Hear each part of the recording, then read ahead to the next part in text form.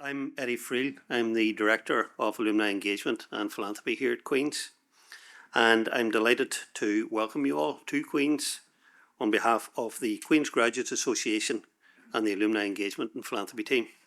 Thanks for joining us, and also many thanks to Qubis for supporting this event. Some practical information. So we aren't expecting any fire alarms, so if you do hear the alarm, please make your way via the fire exits to assemble at the front of the building. We also have photography and videography this evening, which we'll use in our social media.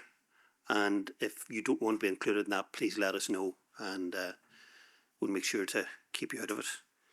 And we have two parts of the event: a fireside discussion with Kainos leadership, followed by a panel discussion with innovative Qubis portfolio companies, CV6, Vactimmune, and Ampli Discovery.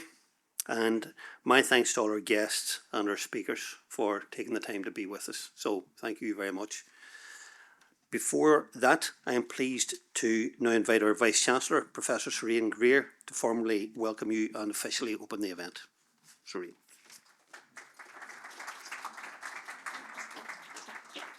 Well, thank you, Eddie, and good evening, everyone. It's a real pleasure to be here with alumni, with friends, with supporters of Queen's, who share in our enthusiasm for innovation and entrepreneurship. This event is organised in collaboration with Qubis, the Queen's Graduates Association, or QGA, and our Alumni Engagement and Philanthropy team that Eddie heads up. Now, for almost a century, QGA has played a vital role in strengthening the bond between our alumni community and the university. So my thanks go to Holly Poots, the current president of QGA. And I should tell you that Holly has just been appointed to the Queen's Senate, our governing body. So congratulations, Holly. We look forward to working even more closely with you in the future.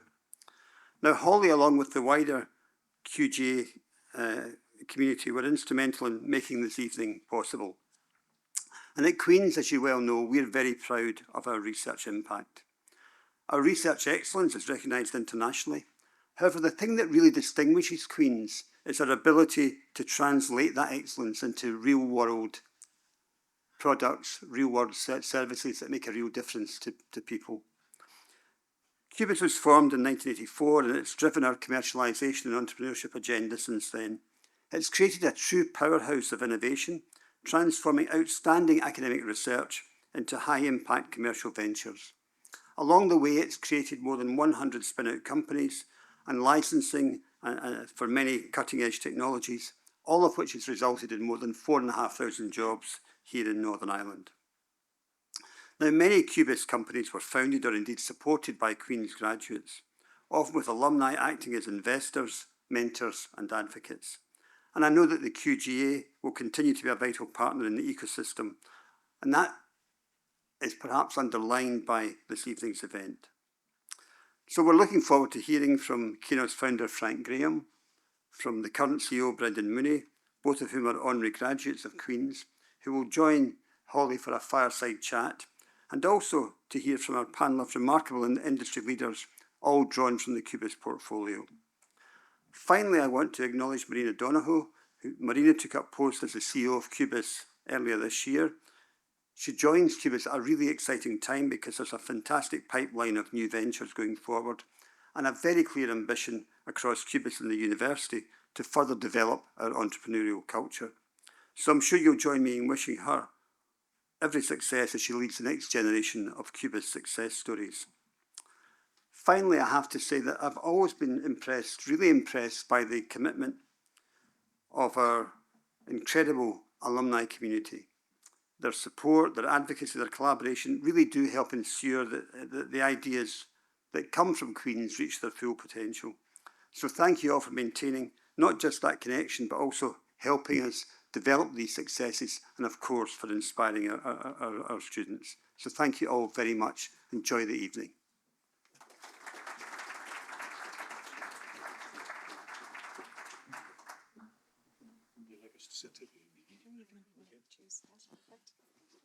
Thank you very much to Eddie and the Vice-Chancellor for that very warm welcome. And I would also like to welcome everybody here this evening.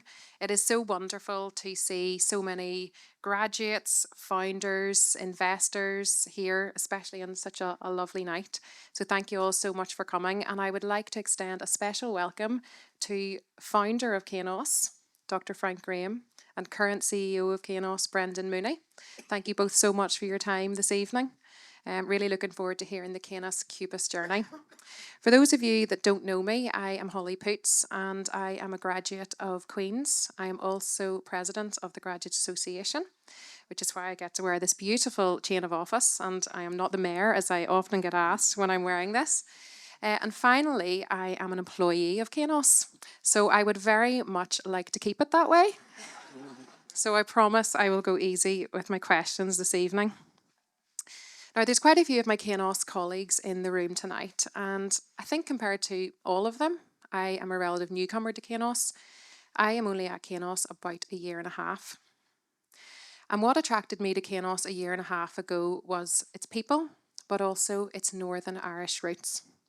It is Northern Irish born and bred, as we like to say here in Belfast.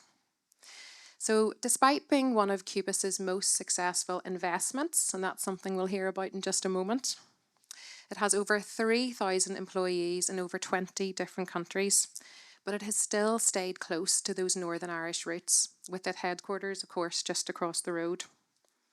So I'm really excited to hear the journey, and especially given Kainos is celebrating 40 years this year, which is amazing. Frank and Brendan, I know you both have some wonderful stories to tell.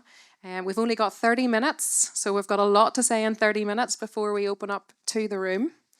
So without further ado, Frank, take us back 40 years ago to the very beginning in 1986. Okay, Holly. It's hard to believe it's 40 years, actually, and I'm that old. At that particular time,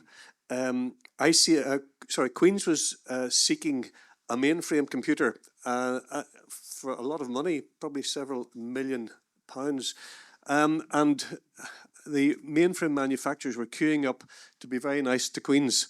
And Qubis had only just been formed, but its chairman at that time, a very entrepreneurial law and jurisprudence professor called Colin Campbell, realised that there was some possible leverage here.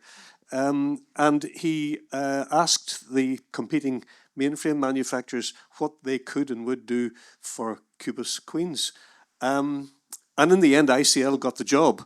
And I don't know to what extent it was the fact that they promised they would set up a joint venture with Qubis to set up a software company.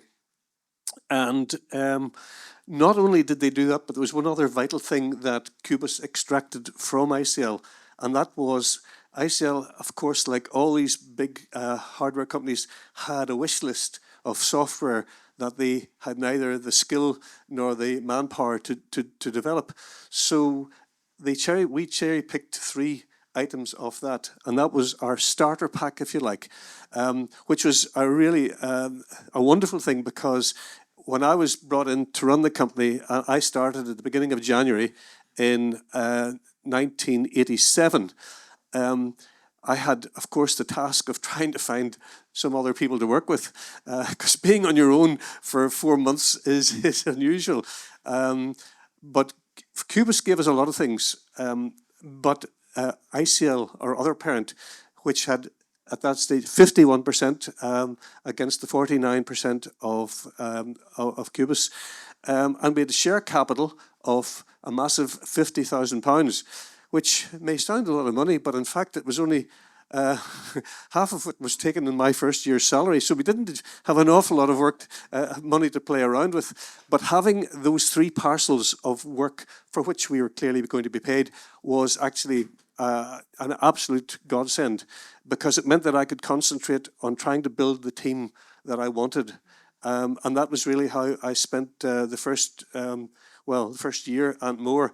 And the key thing was I could get graduates.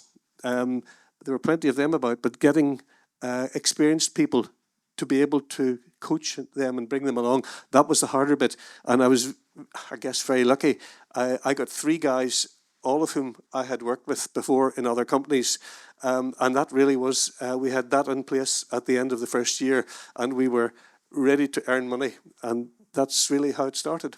Brilliant. That's fantastic. You've sort of answered my next question, which was how important was the connection to Queen's and getting Kainos off the ground? Well, it was everything really. There were a number of practical things that Qubis offered us. I had a room in the Qubis building. I don't think we paid for it actually. Don't say that out loud. I also the Qubis did my books for me. They did the payroll for me first year. And again, I suspect we weren't charged anything for that, but we did give them a dividend at the end of the first year. So maybe that was payment. But also, the fact was that when you're related to a university like Queen's, it does give you a status, even though you're a one-man company. The fact that you can say, we have the blanket of comfort of a university around us, that's a wonderful thing to be able to say. And that point was very, very useful. In the first couple of years, certainly, having Queen's and being actually situated in the office, and the CEO of Qubis at that time, a fellow called Edward Carton, was really my soulmate because although he knew nothing about software, he was an accountant with a lot of scars on his back, and it was nice to have somebody like that to talk to as you're trying to build a new company. Absolutely. Very good. Brendan, just to bring you in, you joined Kainos in 1989. So back to those early days. When you look back, what stands out to you about the DNA of Kainos that still exists today? Yeah, I think that well, I'm one of the graduates that Frank talked about, so not one of the experienced people. So I joined as a trainee software engineer in June of 1989, which, as Frank mentioned, feels like just a blink ago. I think that the things that have been consistent for me, Holly, I mean, one is about, Frank said this from the very start, with great people, anything is possible. And, he always set the high bar about recruitment. He made a couple of mistakes, but let's not talk about that. But Frank would have hired the first 120 people into Kainos. Would have personally been through all those interviews and made sure that the people who were joining would be ones that were additive to the culture. But the people focus, that expectation of good people who will be team players was there, and that's still the same today. So if I think about last year, we had 60,000 applications for jobs, and we offered 600 people as part of that. And what we do is complex, it's done at scale, it's done often at pace, and people have to feel comfortable in that environment. So picking great people is important. And we learned very early, whenever Frank would take us through our induction, that there's a real focus on customers. And for the same kind of reasons, if you get good people to stay for a long period of time, you can build a company. The same is true of customers. If they come and stay for a long period of time, then you can build a strong business from that. So customer focus, and that translated into high quality work, being able to work easily with customers as well, and tell them where they're wrong, but do that in a way that doesn't alienate the customer. But that's the two things that, to me, stay really strong today in the company. Very good. I feel even more grateful now. 60,000 applicants. Oh my goodness me! Wow. So fast forward, let's fast track to 2001. You became CEO, Brendan. So how did you scale the company while protecting the essence of what really made Kainos successful? To me, when we talk about essence, you talk about culture, and I think that it's really important to stress that the culture of an organisation is set by everyone. So it's not just down to a small number of people. Yes, more senior leaders have more of an impact, but it's a joint endeavour. And I think that the people aspects, again, super important around that. So good people who will be team players is really important. That customer element as well. Again, that idea of being able to build the business around customers. I think that one of the things that we probably don't talk about enough is our aspirations around growth and profitability. For us, we want to be independent. We've always had that aspiration. We continue to have that today. And being a growing company that's profitable gives you so many options around that. And I think that things have changed now. But if I think back to that 2001 that you mentioned, it wasn't plain sailing for Kainos. It was a difficult time because Fujitsu, as our main customer, began to distance themselves from us, and we had to find quite quickly replacements for that. And I think that my memory of that at the time is Qubis being an incredibly patient shareholder. We had a couple of years where we were losing money, weren't quite sure of what the future would look like. And Edward and other Qubis appointees to the board were always there to offer support, advice, sometimes strongly worded advice as part of that. But it was never a case of running around like their hair was on fire. It was a real patience. And you talked about the kind of reward for that. I mean, Qubis's reward, if I put it in monetary terms, over the years as a shareholder in Keynes, they received £22 million in dividends, just over £79 million in the proceeds from share sales. If you add Makes in, up for the books then, I think, Brendan, does it? That the offices and the books.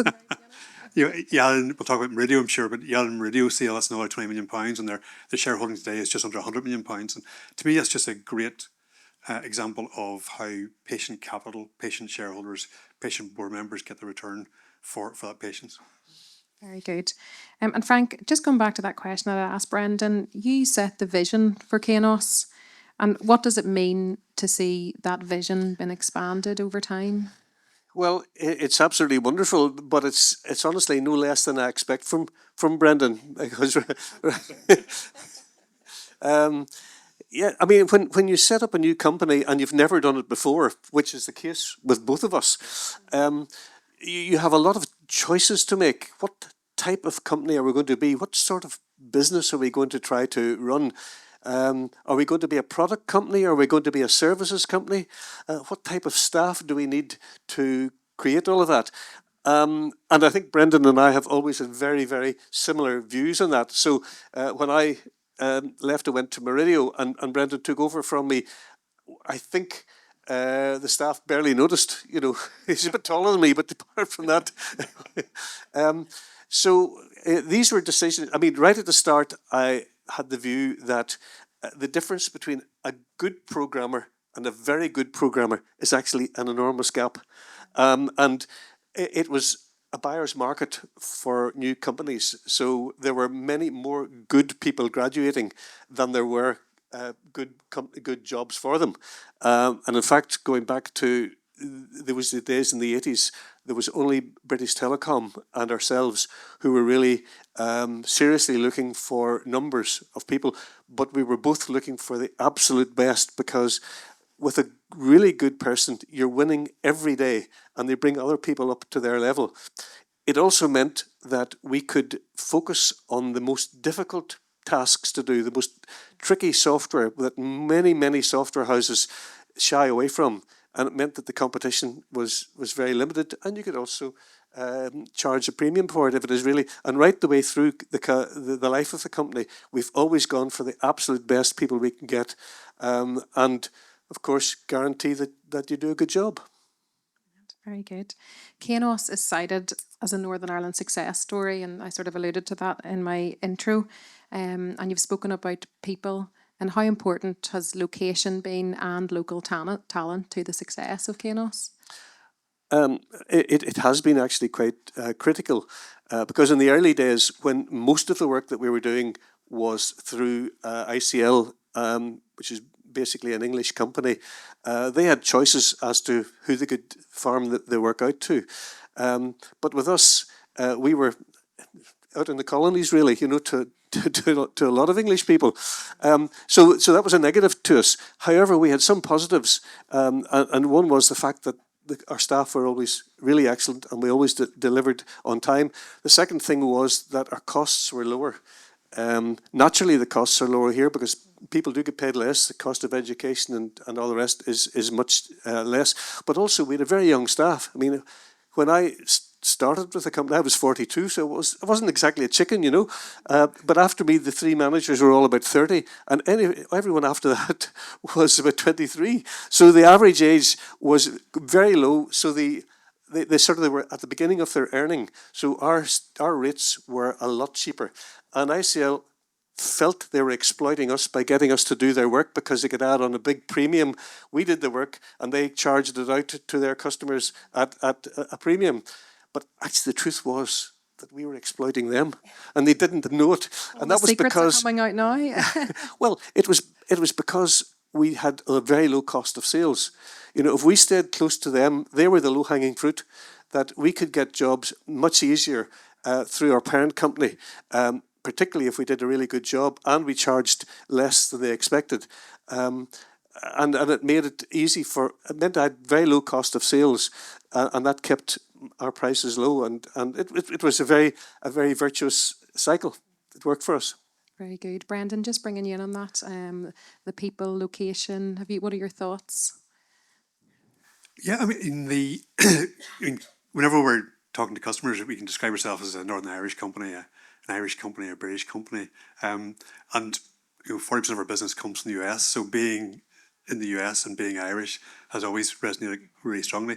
But I think from a practical perspective, we're able to hire well in Northern Ireland. We're known well in Northern Ireland. Other markets we are less well known. So it's great to have that advantage. And as Frank says, and you can choose which people are joining the team, and you have a chance to see some of the very best talent come out of the universities here. Yeah, well, that was actually my next question. How do you attract and then retain the top talent? So there's probably two things. I mean, I think that we don't talk enough about the retention of talent. You spend all this effort. So you can imagine, so we rate, 60,000 CVs I talked about, we read them all. We didn't put them through an algorithm. We did that eyeballing. That's a huge effort. So you put a huge effort into attracting talent, and you should outmatch that with your activity to retain that talent. And that's about offering people careers. So growth as a business is important. They can see how they might move their career forward in short order rather than taking a long time. I think people want to know that the work they're doing is meaningful. It's meaningful to them, but also to our customers as well. And you think about some of the work we do for the NHS, some of the work we do around, say, prisons or imports. Those are all super important things for our people. Pay is important, as Frank says. There is a lower cost, or historically a lower cost in Northern Ireland. People want to feel fairly rewarded for the value they contribute to the company, of which what they earn is an important part of that, but it's also about the recognition for what they do as part. I think something that we've done from the very start has been, if you want to build a talent pipeline, you have to start that process really early. So we do a lot of outreach to young people at school, age 13 and 14, talking about digital technology in terms of careers. In the average year, close to 2,000 people young people will do a program with us. And those are, making an investment in someone at 13 or 14 is 7 or 8 years before they actually hit the workforce properly. So that's just about how do you build that pool of talent. And you can do that, where you have large locations like here in Belfast or Birmingham or Indianapolis. You can't do it everywhere, but doing that is a really important part of the story as well. Wonderful.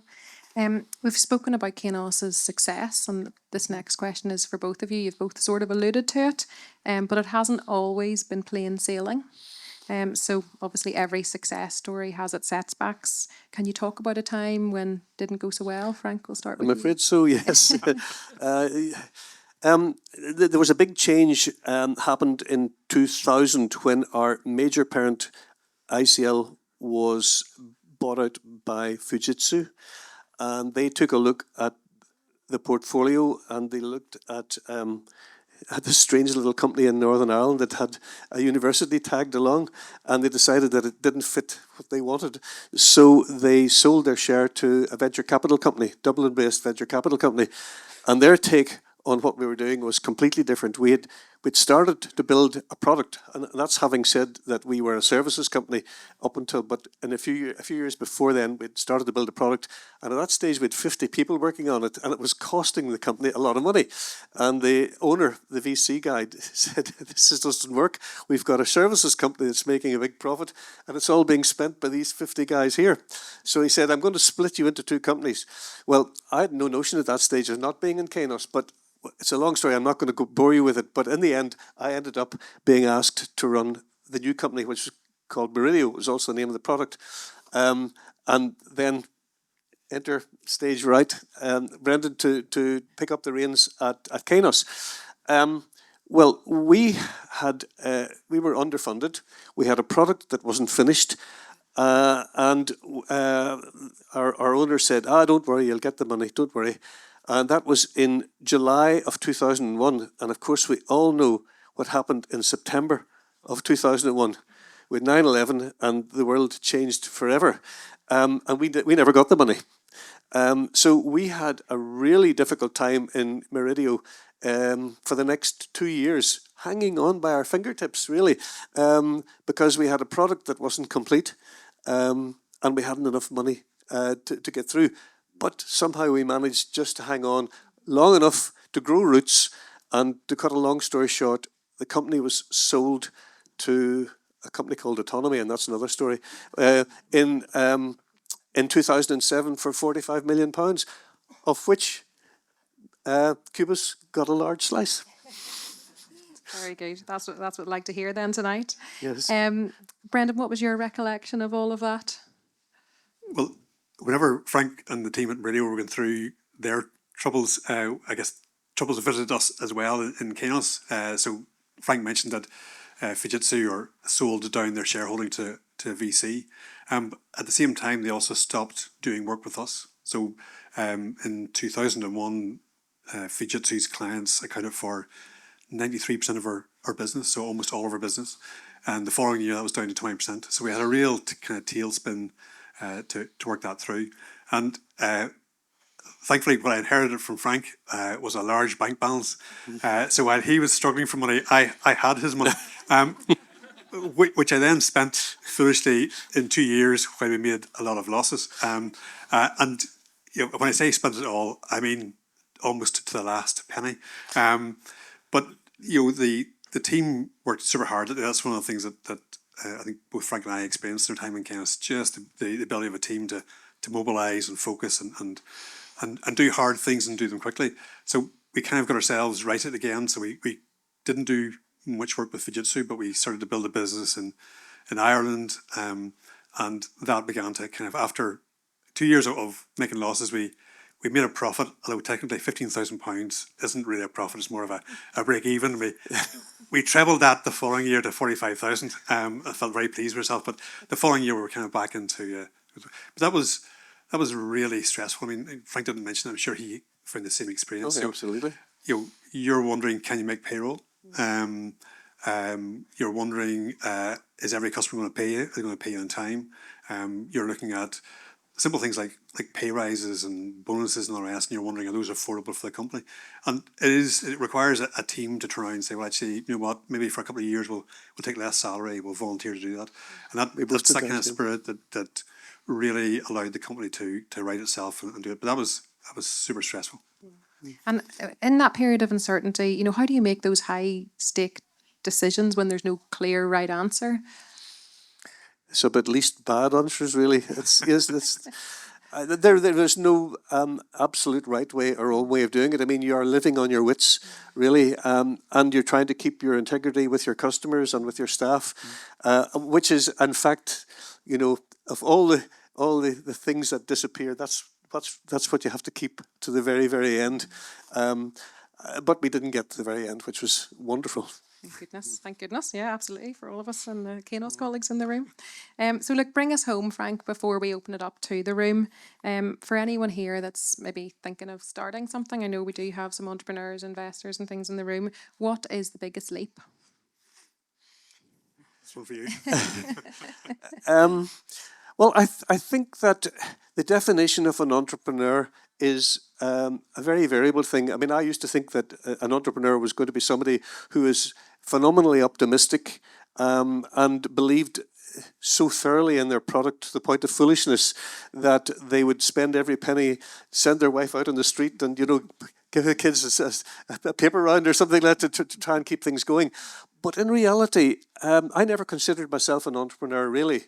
And I think it was the connection with Qubis that changed my view on that there are some guarantees.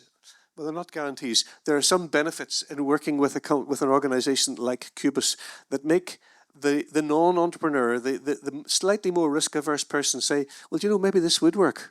And if it does, it'll be a very happy day. And that was exactly the situation with me. Brilliant. Very good. It's great to hear. So look, we're going to do a quick energy shift. I have got some rapid fire questions for you both. So short answers. In the last 5 minutes before we open up to the room. So I hope you've all been thinking of your questions. Brendan, one good habit every founder should have. Ask for advice, listen to the advice, and decide which advice to follow, which may not to follow it at all. Frank? I think for me is do not be scared of people who have had success, people who are investors, owners of companies. They're only people. And if you treat them fairly and honestly, then you will be rewarded by an honest and fair approach in 90% of the time. Yeah. Okay. One early mistake to avoid, Brendan? There's so many. Well, sorry, correctly, I made so many. An early mistake to avoid would be complacency. That's the one thing, and that maybe isn't at the very early start, but a belief that everyone's going to work out fine is what I see as complacency, and it may well work out fine, but it's not going to be a straightforward journey. So, early complacency. Okay, Frank. Well, I really there's so many things that you can answer answer to that one. For me, a very practical thing. We were a services company, as I told you, and we did work for large organisations, and these were big, complex jobs. And all of these companies were trying to push you into giving a fixed price contract. And you just knew in your heart that this job is going to expand and expand, and they don't really know what they want. They want something much bigger than what they're telling you. So avoid fixed price contracts at all costs. We'll keep note of that in the legal team if we see that coming up. One thing you wish you'd known at age 22, Frank? Again, there are many things that you attack this with a total naivety. But I think if you stick to one thing that I discovered was I'd always thought I was a fairly easygoing, amenable sort of guy. But I discovered with a bit of personal knowledge of myself that all of a sudden I was becoming very, very intense very, very quickly. And I suddenly had great revelations on what the right way to run the company was. And if it wasn't going that way, I wanted to change. I was becoming a bit of a control freak. Now, my family are here, and they may say that there was a few signs of that much earlier than I noticed them. Just wait for the open mic here. Very good. Brendan, any thoughts? One thing you wish you knew at 22? At 22. Would have been to show up for my interview with Frank on time. Oh, no. But I think that at 22, you're starting out, every problem you encounter seems massive. And I think that, experience tells you that pretty much every problem you encounter is solvable and you probably can't solve it. So the stress you feel whenever you first encounter it is unnecessary because you just need to work at it, sit down and work it out and solve it. Okay, very good. Right, one last question before we open it up. One thing you'd encourage everybody in this room to do to make the most of being here tonight? Well, I hope they've learned a little bit about the trials and tribulations. It's a risky business starting a new company, but really many people get through it and get through it well. And if you have good people on your side and you have, as I say, a relationship with good organisations, as we've always had, then it's very doable.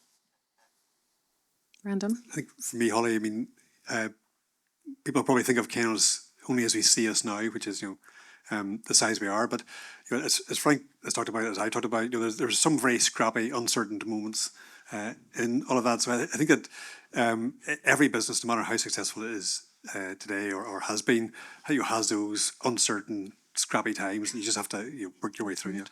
Very good. Great advice. It's been a brilliant conversation. I'm sure there are plenty of questions. We'd like to open it up to the room. Yes, I see one here. I think we've got a roving mic, actually. That's thank you for Paula.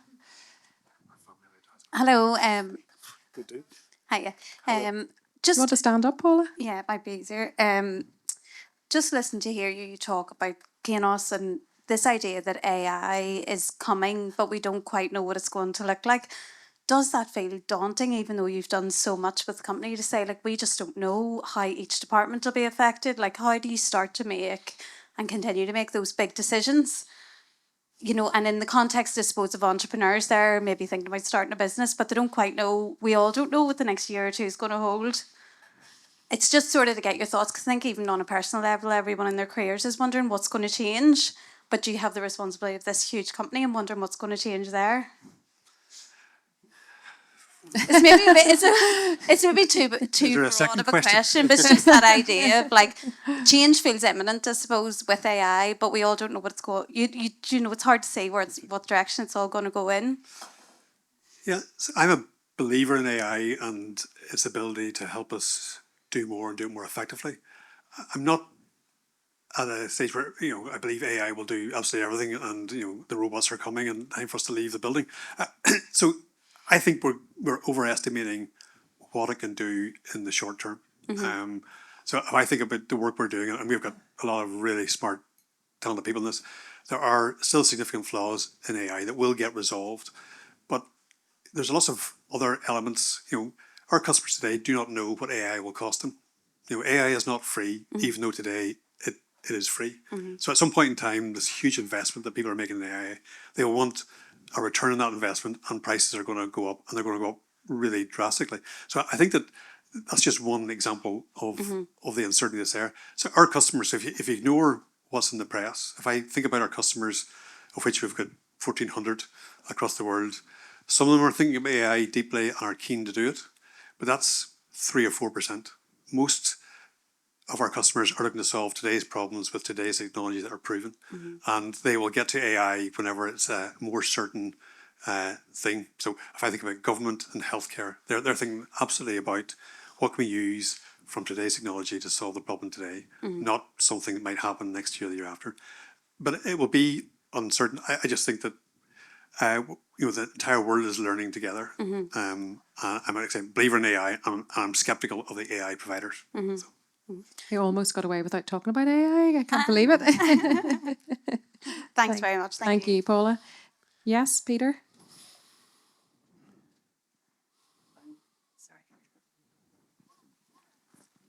Just to let you off the hook, I'm freeloading on Queen's today. I was at Riddle Hall this morning, the productivity meeting, and we had a paper delivered dated today by the management school about the implications and the structure, 32-page paper on how AI could potentially affect the high-value members of the economy and the low-value people in the economy.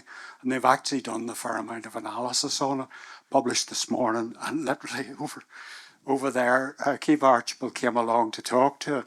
And basically, if you walk around campus, you'd be surprised what you find lying in the long grass. Very good. Anyone else? Yes, I see a couple of hands up. Hello.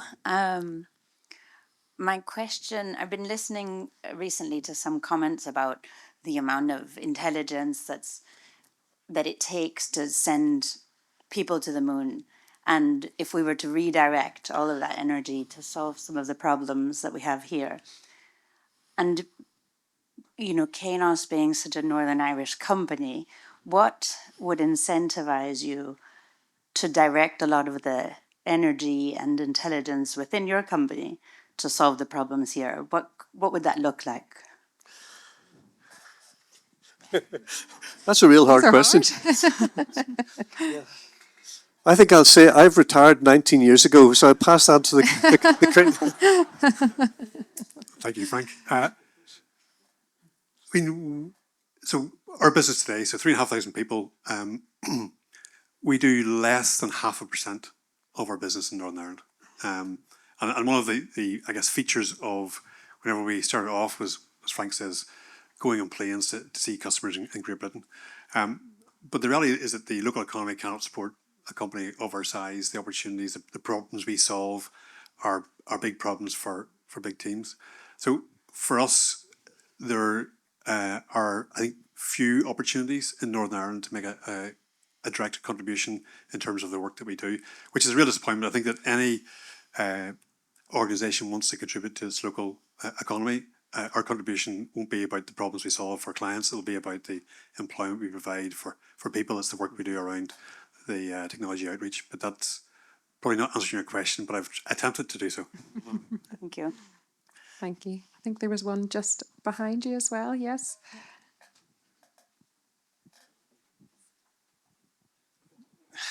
This is an easy question. Finally. Worried? So you can see a trapdoor opening. Yes. It's to do with the morality of AI. So do you think that the main function of AI should be to provide information for human beings to make decisions, informed decisions? Or do you think AI, the function of AI eventually is to sidestep the human involvement and based on its rationale fed into by humans, that it should make decisions? And to put it in context, there's now talk, if not actual demonstration, of where AI weapon systems are making the decisions whether to kill people. You don't have to look them in the eye. You don't have to look at the context. The computer says yes, boom, and you're dead. So that's an easy question. So the question is, what's my view about AI? Do you believe that AI should be, the function of AI should be to provide, purely to provide information so that humans make decisions, as opposed to AI being standalone in order to make decisions, but humans otherwise?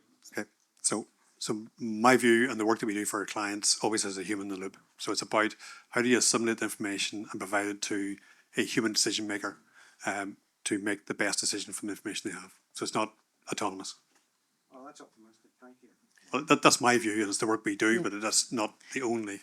I actually sit on the AI governance forum for Kainos, and as part of that, that all comes into it, and that is something that I can absolutely attest. You know, I don't think the phrase is human in the loop anymore, but human in the loop is something that we do, and that's very important to us, and that's how all of our governance works. I'm nearly scared to ask if there are any more questions. Yes? Hi, everyone. As always, I love hearing the Kainos story. Frank, just one for you. If you were starting this company again today, what would you do differently? I think that in principle, the things that we did back 40 years ago were absolutely right. We chose the type of company we wanted to be.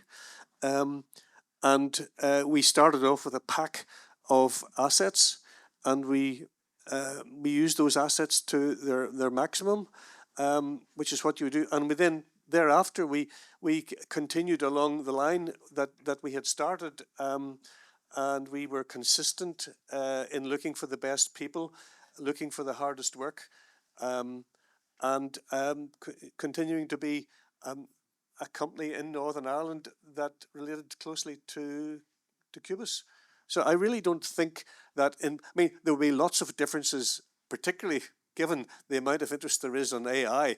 There'll be a lot of difference in what we do. But do you know, honestly, that question about AI and the morality of it, that question could have been asked 40 years ago about a different set of technologies. It could have been asked 200 years ago about a different set of new inventions that were coming in. He nearly got a chance to say something there. But it's the same broad problem that we have. But you know, human nature is such that we won't stop. We'll keep on pushing back the frontiers. That's in our nature. Well, I think that's a lovely way to finish up this evening. You, Frank, talking about the people and the Northern Irish roots. It's how I started the introduction. It's what attracted me to Kainos. I think it's what Kainos is very well known for. It's people and its Northern Irish roots. So it's just been wonderful to hear the Qubis Kainos journey. Thank you both so much for being so generous with your time this evening.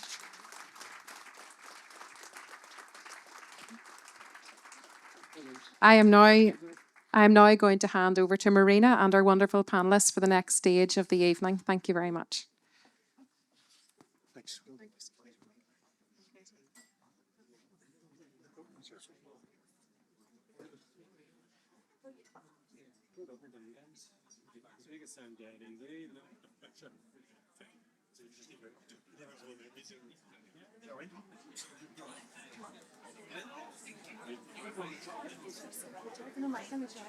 Okay. Good evening.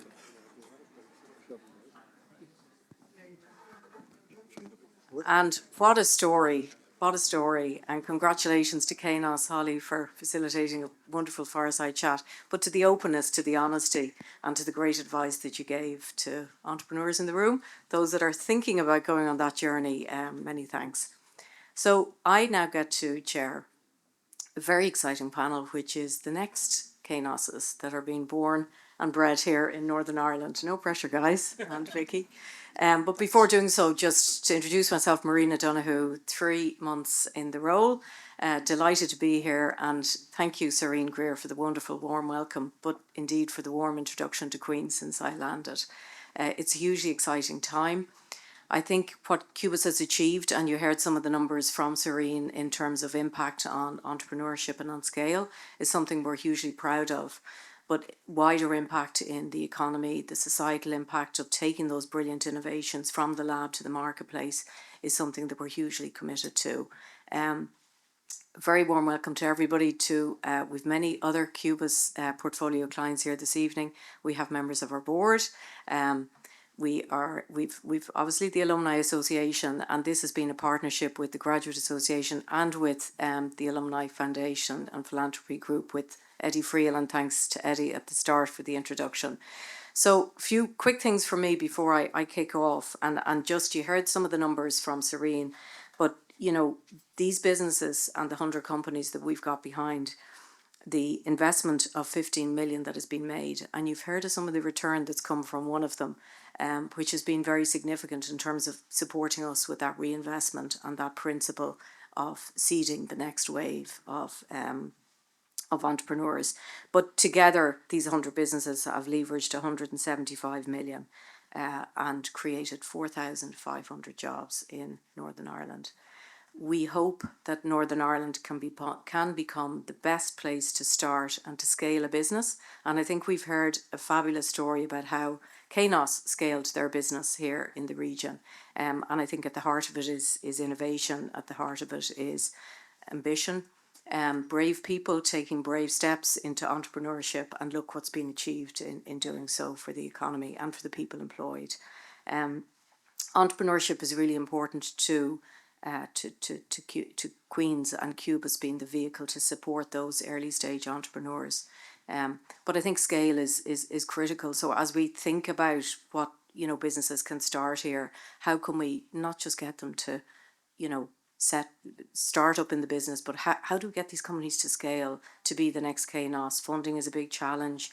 Continual reinvestment in innovation, and clearly people and culture is a key part of it. It's all about excellent research from a Queen's perspective. It's about brilliant innovation. It's about bringing funding in at the right level, and it's about expert execution. So we're going to hear about this now from our 3 panellists who are all at different stages of the journey. So please join me in welcoming Dr. Becky Ingram, Dr. Bob Ladner, and Dermot Tierney.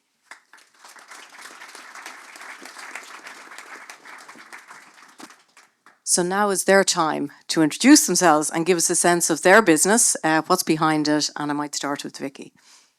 Hi, I'm Becky Ingram. I'm a reader in the School of Medicine at Queen's, and I am the very recent founder of Vactimune.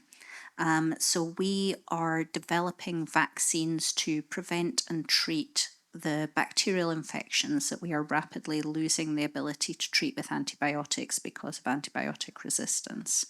This has been my kind of area of research focus in Queen's for a long time, but the setting up of the spin out is very recent. We only incorporated in November, so I am at the very early stages of the journey, just about to start doing a pre-seed round. Thank you, Vicky. Bob? Yeah, I'm Dr. Bob Ladner. I am actually from the United States originally, and we are actually a spin into Queen's. We came here 11 years ago, and now we are a clinical stage oncology and inflammatory diseases company. We're very grateful to be here. I have a story about how we got people over here, etc., primarily due to my relationship with Patty Johnson over the years, but it ended up being a fabulous spin in and development. And so I'll tell you more about this later, but we have treated 17 patients, including Belfast patients, with the first cancer drug out of the cancer center. And so for my team and all of us, we're very happy to be here and glad to have a mission-based focus of our entrepreneurial efforts and with a huge focus on true impact. Last but not least. So my name is Dermot Tierney. I'm the co-founder of a company called Amply Discovery. We're an AI-driven drug discovery company, but not just AI. So our thesis is pretty simple. Drug discovery today focuses on about 2% of the genome that codes for proteins. We're interested in the other 98% that is known as the dark genome. So we believe that's where a lot of disease regulation lives. We believe there are a lot of undiscovered targets. There's a lot of real estate there. And we've developed a computational platform that allows us to interrogate that. And then we combine that with a lab in a loop process that allows us to generate results quite quickly, test them in the lab, and then feed that data back into the system. And yes, we do have a biologist in the loop. Thank you for all the introductions. Now, I think as you, and you're all at different stages of this journey, the funding challenge and the kind of the opportunity, you might speak to that in the context of what's been achieved to date and where you're at, because we're hoping there might be people in the room that may have an interest in investing or make some good connections for these wonderful entrepreneurs. So Dermot, I'll go to you first. Sure. So we're 4 years old, spun out from Queen's proper in 2022. I actually am the non-technical person in the team. So Ben, my co-founder, is the computational biologist. He's the real brains of the operation. We've raised about 5 million to date. We had a pre-seed when we came out from Queen's. We've been thankfully quite successful with Innovate UK grants, which were crucial to kind of bridge the gap. And then we closed our seed round proper last year. And then just at the start of this year, we managed to develop our first commercial partnership, which was with a large South Korean pharma company who have an interest in clinical stage. So we're focused on preclinical discovery, and they're the, hopefully, we hope the ideal partners to move stuff into the clinic. So that's where we are on the funding journey. Super, thank you. Maybe, Vicky, will I go to you and then Bob after? Because I know you are early doors, right? Yeah, so the very first funding for our vaccine research was actually a Northern Ireland Chest, Heart and Stroke grant. That was my first grant when I ever arrived at Queen's. And since then we've had a number of European programmes. We've had a HA North-South All-Ireland funding.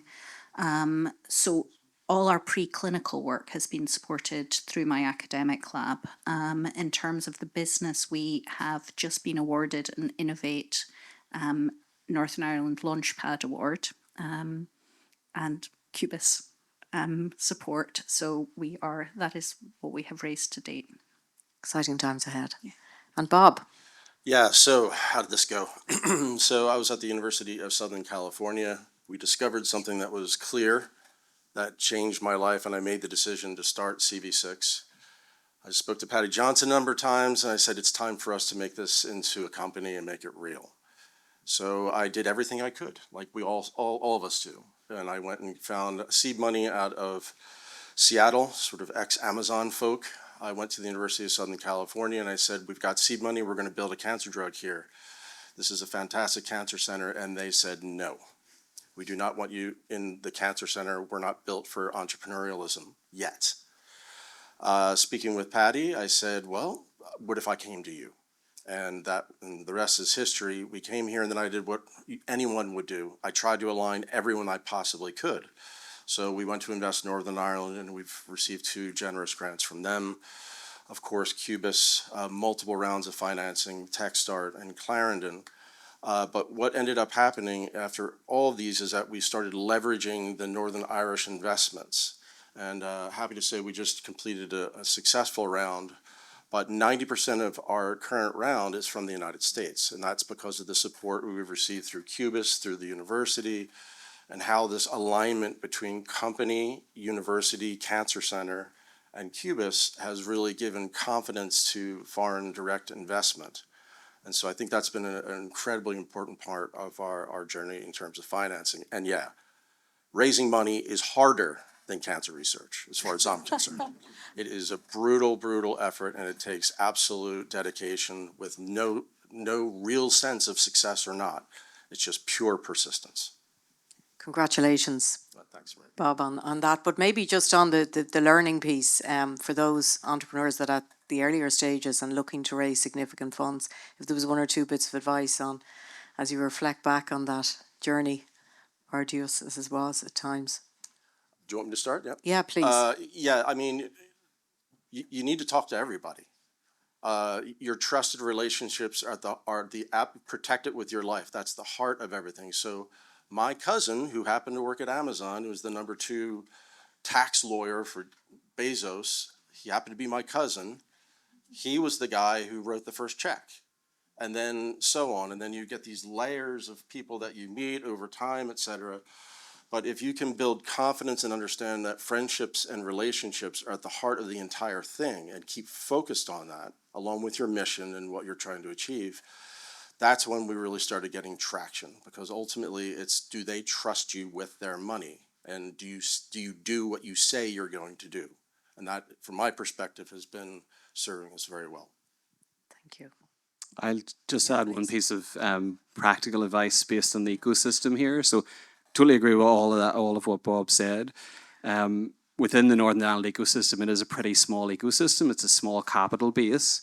And so if you're looking to deliver a startup or a spin out, you basically have to get 2 of 3 of the larger pre-seed seed funds on board. One is Qubis, 2 is Clarendon with CoFund, and the other is TechStart. And really you need 2 of those 3, at least, ideally all 3. And then typically you try and make the rest up with angels and maybe some other funds. And that typically is what a get out of the door pre-seed round tends to look like here.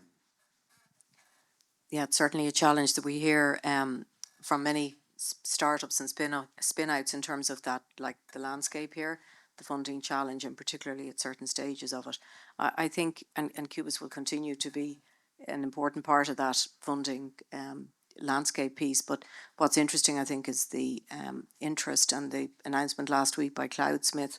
If you go public on yours, I think you're going to see a lot more interest from US investors, from other investors in looking at opportunities in this region, which has to be encouraging. Marina, can I take that one step further? You're just jogging my memory. So the other thing that I'd say to anybody doing this, and there's a lot of other people with more experience than me, we all just, we learn as we go. But if I'm starting a company now here in Northern Ireland, I would look far afield as soon as possible. It is a great place to start businesses, but when you start scaling, which is an inevitability, you need capital that may or may not exist here. And so moving around the globe and finding the right nodes of, there's certainly capital to be had, but don't be afraid of getting out on planes and making new relationships. Thanks for that. I'm going to move to a point around your origins and the association with Qubis and the value that brought to your business at each stage that you're at, and reflecting back to what Kainos spoke to, the PC back in the day, the space, the support, the guidance. Becky, I might come to you first. Well, I've had a lot of support from Queen's along the way. I've had a lot of impact awards to help drive the process, support with iCure, and then more recently we have been part of the Pioneer Launch Programme, and Qubis actually paid for all my flights back and forth to London in order to be able to participate in that. So the support has been fantastic, both on a financial and practical level, helping book things, helping me do practice pitches before I go places. So yeah, the support has been amazing. Super, thank you, Becky. Bob, maybe I'll come to you next. Had a long association with Queen's and Qubis. No, they were at the heart of everything we've tried to do. But I think that to comments that were made earlier, they've been patient. It's not all gone smooth the whole time. We got through, the pandemic, et cetera, but there are moments and times where things just go wrong, especially drug development. It's not easy. And so I had to go to Brian McCall at the time and have a very strong heart-to-heart. Some very unfortunate events happened that are out of our control. But they stayed with us, and now we're where we need to be. So I would reiterate with the earlier panelists, they've been patient, they've stayed behind us, and they've helped us lead the charge. Like, don't leave my syndicate, I really need you here right now. And they didn't, and that made all the difference. Dermot. Yeah, so I suppose I'm a little bit different because I didn't come from a technical background. I actually worked in Qubis in the IP and commercialization side. I led that team, but I had been looking for an opportunity for many years, and this was the right opportunity. So I had some knowledge of the ecosystem and the process and how it worked in order to help us spin out. But yeah, I think it's fair to say without Qubis as the starting point, the 100K convertible loan note was the first investment we got, and that unlocked a 300,000 Innovate UK grant. And that was crucial in getting us out the door and getting us that early funding. I think back to a colleague that he used to work with in the office there, David Moore, who used to work with spinouts. He talked about this idea that some people have this idea that spinouts grow on a big apple tree in the quad there, and it's a case of you go over to the quad and you pick a spinout, and it's really fantastic. But actually, you're going over to the quad, you're picking up a spinout, it's on the ground, it's battered and bruised, and it needs a lot of support. And so this is where Northern Ireland is very different than the US, for example. I've worked with US tech transfer offices. They're very reactive, they're very bureaucratic. A lot of it stems from the Bayh-Dole Act. Here in Northern Ireland, the office has to be very proactive and really help drive that spin out forward. So yeah, the money is helpful, but also the support is helpful as well. Super. Okay, we're going to move to the people piece. Super ideas, very strong IP, but building the founding team and those early hires. Any thoughts that ideas you want to share? I can give it Please a go. do. No, so our journey, I actually, for truth's sake, I had met Patty a long time ago, and I poached one of his postdoctoral fellows and brought them out to California. His name's Peter Wilson, some of you may know him. He worked with me for 12, 13 years at USC, met his wife, Melissa Labonte, who some of you may know, who's now an investigator in the Cancer Center. And so that was the core of the team. So we've been working together in the same area of biology for over 20 years. They're some of the best in the business, there's no question. Then one day I said, I think we're going to move to Ireland. What do you say to that? They wanted to have children, et cetera. And so they said, let's give it a go. And so we moved the team over to Northern Ireland, and then we've hired, and my sort of background is I was at Rutgers University, spent some time at Princeton, then out to the University of Southern California. I've been heavily involved in teaching medical school the whole time. I find that the students here are easily as good as anything I've experienced in the United States, and they have a different sensibility of sticking with you. And so there's a lot of things good about Northern Ireland that you don't think about. I got 3 hours a day back because I didn't have to sit on the 10 freeway in Los Angeles. That's a big deal, right? Those people came halfway across the world, now have a family, they own their own home, they're happy, they stayed with us. Nobody's been poached. If I was in Boston, poaching right now in biotech is sort of, it's a sport in some way. And the only way to defend against it is very, very high salaries. So for us, it was a really different journey. And so if I want to see my attorney or my accountant within one day, easily done. Not so in Los Angeles. That's not the way things work. That's true of San Diego, and it's true of Boston. So I think that there's a lot of positive things, but the people are at the heart of it. And the health science community, as it's evolved, having Queen's University, having all those clinicians, scientists, and now we're getting into the ecosystem of how do we actually run a clinical trial here in Northern Ireland, at least led in Northern Ireland, then Glasgow, Newcastle, and London. And this is where these places and people get stressed. You really find out whether this ecosystem is going to actually deliver. And it did. And so I have nothing but positive things to say. But those perspectives from where I've come from, I don't sense that a lot of folks here really get it. I'm like, you go to Boston, things are going to be vastly different in ways that you don't necessarily understand. I think it's the retention piece as well in everything that you're offering them, and some beautiful California-like weather like today. So, Becky, do you want to go with the Yeah, I building guess your founding team? I have tried to kind of get this going with various different early career researchers, and it wasn't until I met the right co-founders that it worked. And it was meeting people who had the same scale of ambition and passion for success, I think, that made the difference. And I'm very lucky with the co-founders at Vactamune. And I think it also makes a difference that we are an all-female team and have a strong understanding of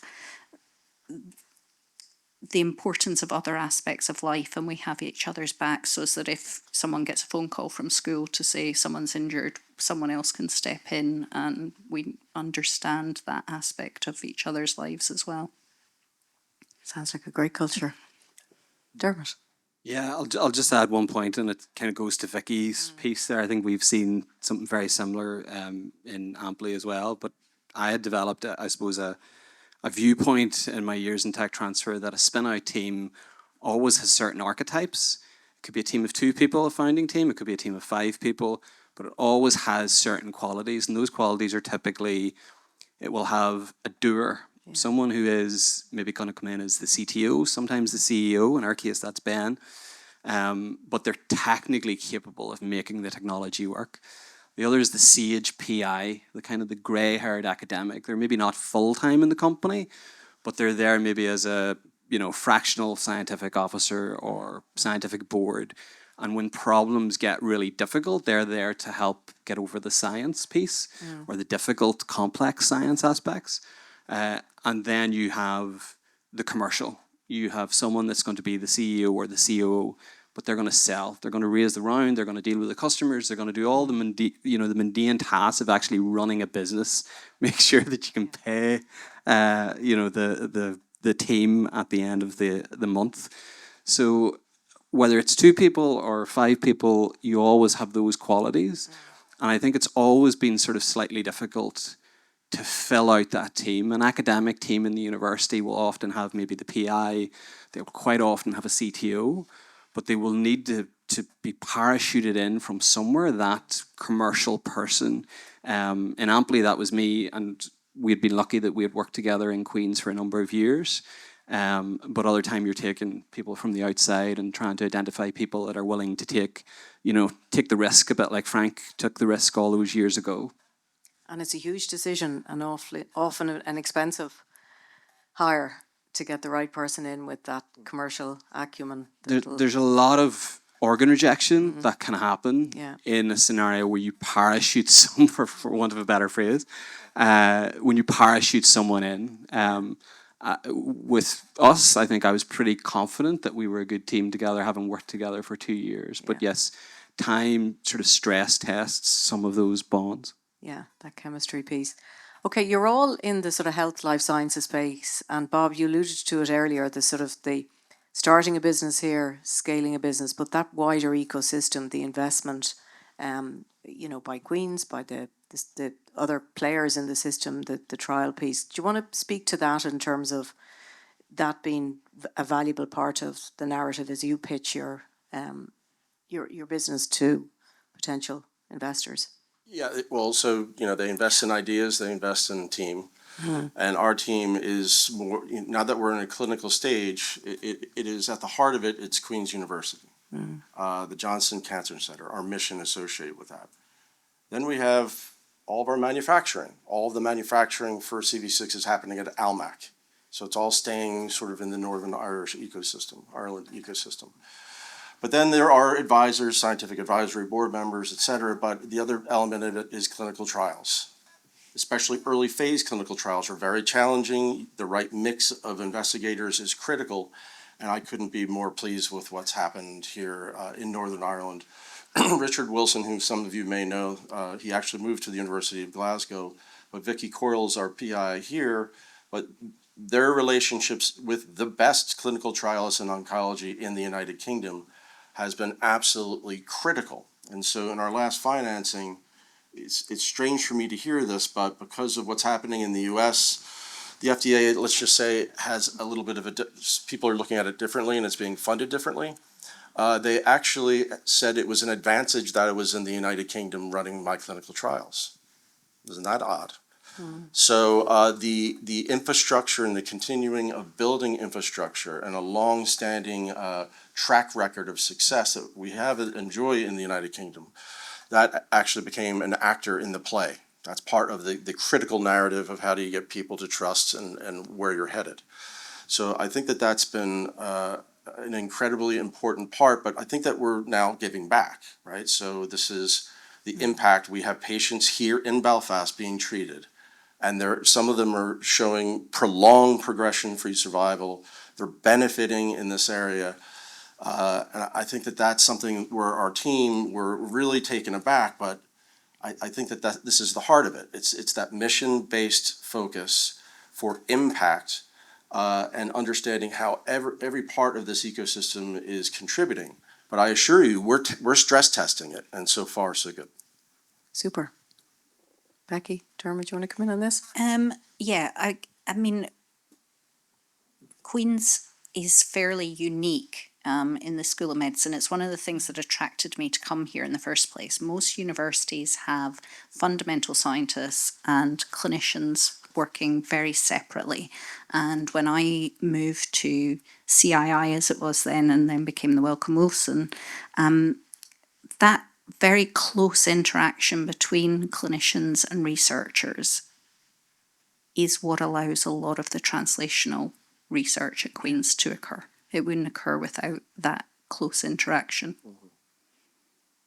And Dermot?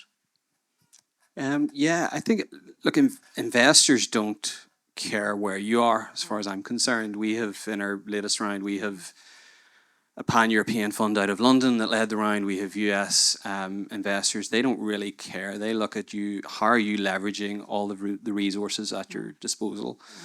And so we're quite lucky in this sort of small, confined ecosystem that there are resources there, and then it's up to us to execute. We've been very lucky with Queen's, having kind of Queen's as our alma mater. You know, there are pros and cons of being a university spin-out company as opposed to a pure startup. But I think one of the pros has been, for example, being able to leverage the new system, the new platform around Future Medicines Institute, which has been really, really useful. It was developed by Chris Scott, who's around, I think here somewhere, was one of the academic founders. And that has been a really key program developed by Queen's in the last few years that sits between academic and company research, which is quite difficult, frankly, and certainly quite difficult for early stage companies.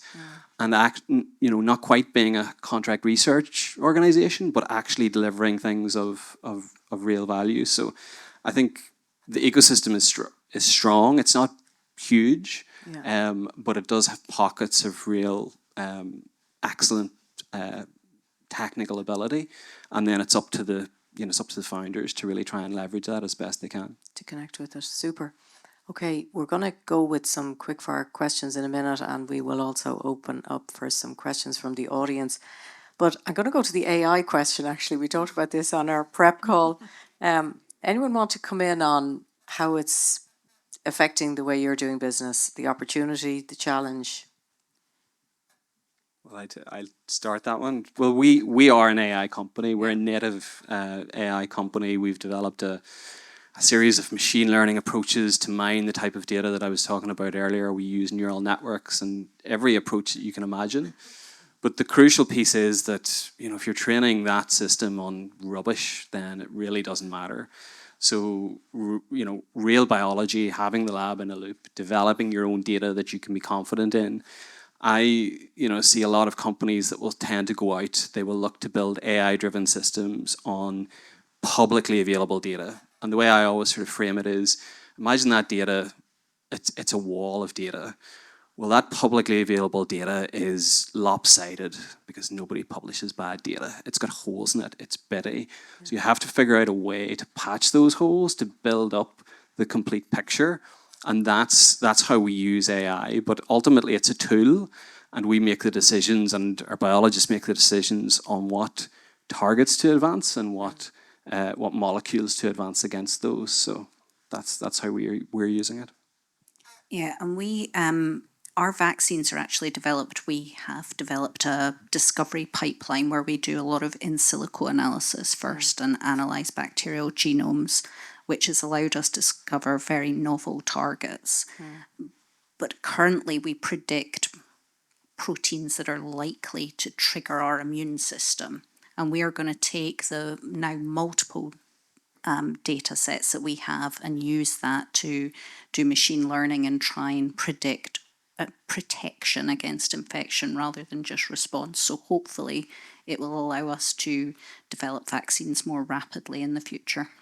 So help with pace. Very good. Bob? I'll be quick. We've been using AI for decades in drug development, for medicinal chemistry, et cetera. So it's at the heart of what we do. But what's really at the heart of what we do is patience, right? And so AI is not going to replace human clinical trials. Not going to happen. I don't think in my lifetime. Predictive, perhaps. But when it comes down to the reality, the human's at the center of it. Will it accelerate what we do? Yes. Am I embracing it? I don't think I have a choice. I think I have to. But when it comes down to these clinical trials and what we're trying to achieve, it's a nice tool to have. Very good. Okay, so before we go to a couple of quick questions, I do want to ask, so in the room, and thanks again to everybody for coming, is there an ask to the guests this evening as you are scaling your business? Well, I do have an ask. I am, as I've said, very early in this journey, and I would really like mentorship for moving forward. I think that is something that I need, is support from someone who has walked the path already to give me advice over a coffee every so often. I'm sure you'll have plenty of offers. Bob. All right, Dermot, you go next. Go ahead, Dermot. Go ahead. Sure. So, look, we're not currently raising, and we've just developed our first partnership. So, but those are the two things that typically any early stage company is always looking for. And yeah, I've always found that any investment that we've ever had actually has come by some sort of warm introduction. I don't think we've had one example of cold outreach on my part working with an investor, unfortunately. So it's always been some sort of warm introduction, some sort of personal connection. So I think, yeah, I'm just keen to have conversations and sort of see where those connections could lead to. And Bob? Yeah, so where we are with the company now, the primary goal really is to prepare the company for partnership.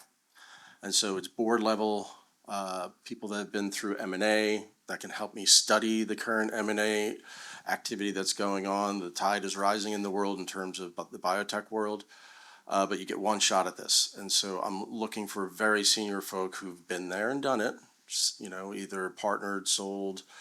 We are building a platform company, so it's not just one and done. So I think that at this point, we're always looking for money, just an FYI. I'm never not going to be looking for money.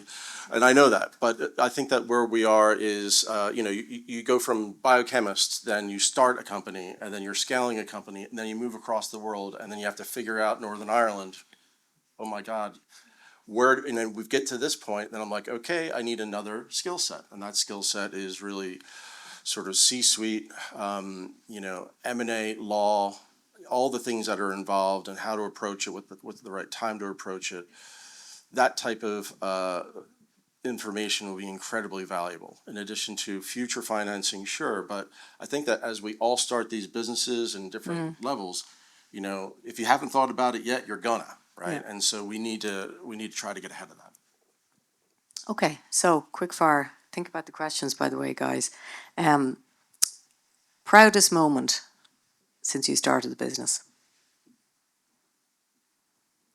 I Becky. guess when the email came through to say that we had incorporated and it suddenly became real. Very good. There's a patient in Derry who is 26 years old. I can't say much about that, other than 26 years old, had melanoma, failed the best immunotherapies we have out there. Things did not look good. They came under our trial, and they just had their scan at 9 months and have no tumor growth. And so this is where I'm getting goosebumps now. This is where it's not just me. I'm just one person dealing with this, but our whole team. That's when, the hairs stand up on your arm and you're like, okay, this is why we do what we do. Powerful. Dermot. So when we started, it was our goal to partner a program and take it into the clinic, and we haven't done that. So absolutely nothing. We've done nothing yet. And this is all a prelude to actually doing something that matters, quite frankly. Come on, there must be something. What's about to happen? No, I was asked this question before, and I my trite answer is, well, I'm happy we haven't been dragged down by the knucklehead things, such as team falling out and things like this here. But honestly, genuinely, I'll be proud when we get something into the clinic. Okay. I'm going to stay with you. A piece of advice to somebody who might be starting on that journey. Do it earlier. Do it yesterday. Bob? Yeah, I would concur on that. My biggest mistake was I didn't start this a lot earlier. So mission-driven relationships are at the heart of everything. Becky? Yeah, no, and I would concur as well. That was what I had planned. I feel like I have kind of left it a bit late, but yeah, just do it. A final question from me. 5 years out, what does your business look like?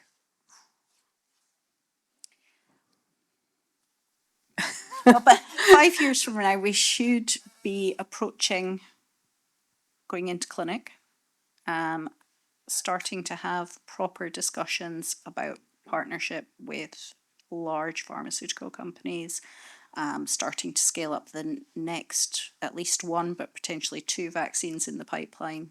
Yeah. Our goal is, of course, to help cancer patients. We also have an inflammatory program that's very interesting. I mean, where do I want to be in 5 years? I want us to be a flagship example to Qubis and to Queen's University about what happens when you get great teams and work with universities, companies, and then ultimately a joint venture, whatever that looks like, to put Northern Irish healthcare on the global map. Dermot? Personally, I'd quite like to be on the beach. But company-wise, we'd like to be in a clinic. We'd like to have a program partnered, ideally our first program in triple-negative breast cancer, and we'd like to see that in the clinic. Super. Okay, I'm going to open it up now for some questions. Michael, isn't it? Yeah.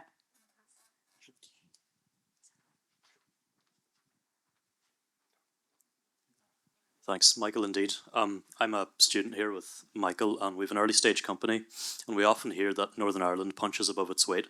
And to be devil's advocate, I don't think it really does via the data at scaling. So we have a lot of public money here to support pre-seed, and that's really good.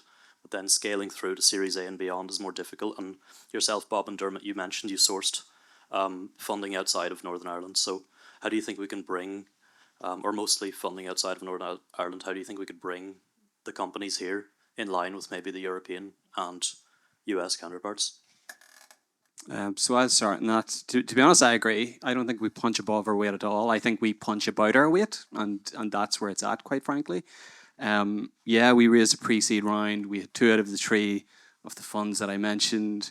As soon as we went to the next round, we had to go further afield. You're looking at pan-European, you're hoping for something out of London, and you are probably, even at seed round, if it's a decent sized seed round, starting to poke around the States, trying to find some US investors that are happy to travel a little bit for that, for that seed, frankly.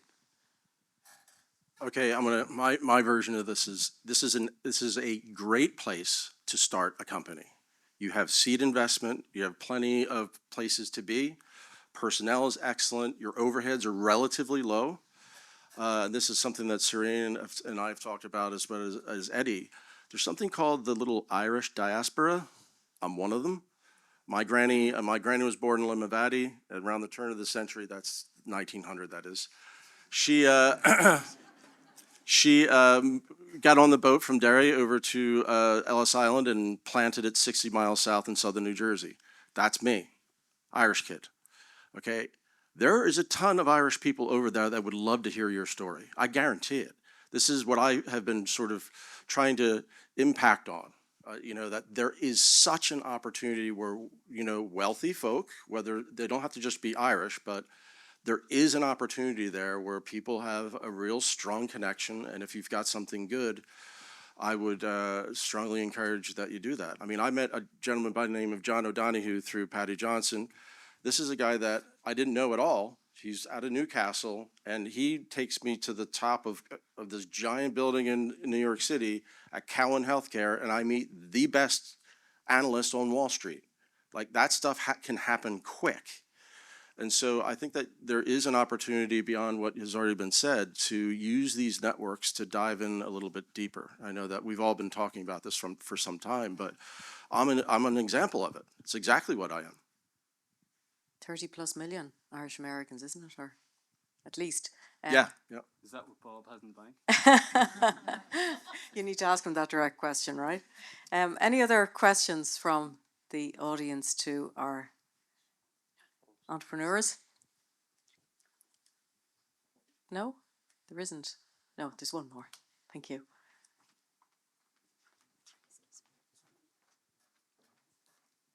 I'll talk about another failure here. There's a jetty sticks out into Belfast Lough called Clockin Point. And about 2007, 2008, I designed an LNG import terminal for Ireland because there's two pipelines come across from Moffat. And the pipeline upstream of Moffat had failed catastrophically 2 years before it opened. And I realised that there was no gas storage.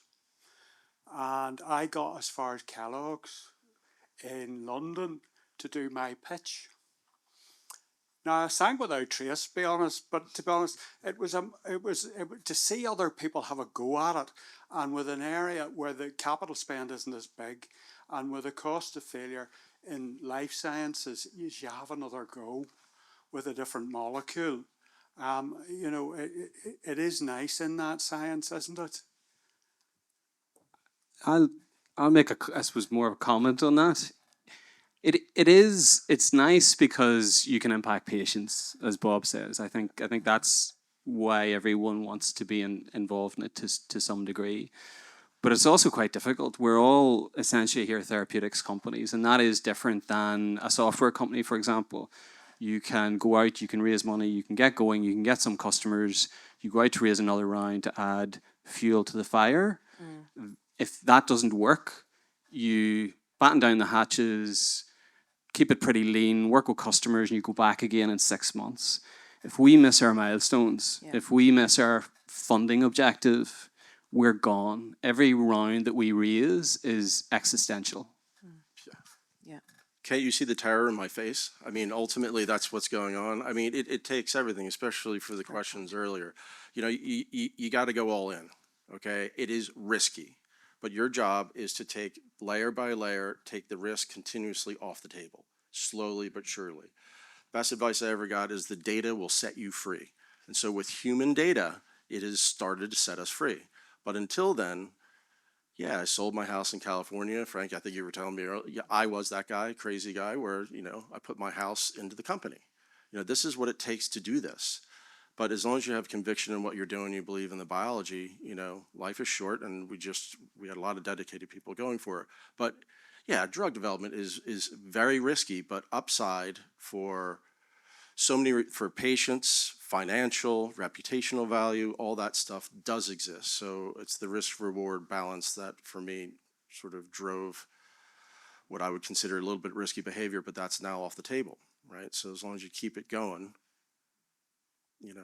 hopefully, knock on wood, anything can happen here. This could fail in a week. We all know it.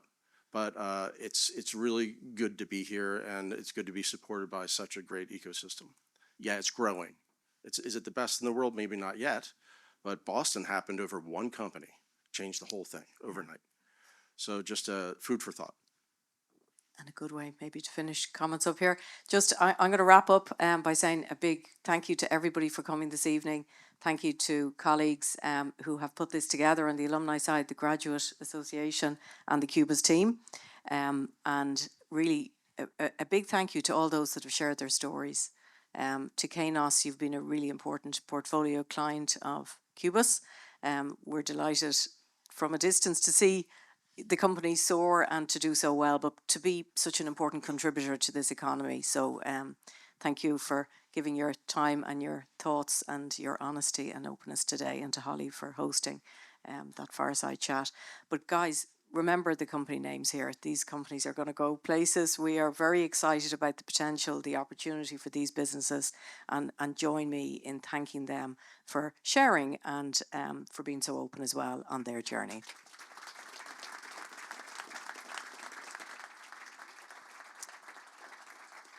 We will. There is an ask from a Qubis perspective for those in the room who do want to stay connected and who do want to contribute, because we have big ambition for Qubis. Queen's has big ambition in terms of the continued impact that we will have on entrepreneurship, on taking those super ideas, excellent research, and translating them out to economy, to society. So for those that want to stay connected, we do have your details. We're going to reach back to you. We're keen to hear from individuals that might want to actually go on this journey and start businesses and help as we can. We're also keen to hear from people who might be in a position to invest at seed level or beyond, those that might be interested in being a part of founding teams, those that maybe want to advise or mentor. So there's the ask. Help us to do more for Northern Ireland in that start and scale agenda. So thank you everybody for joining today.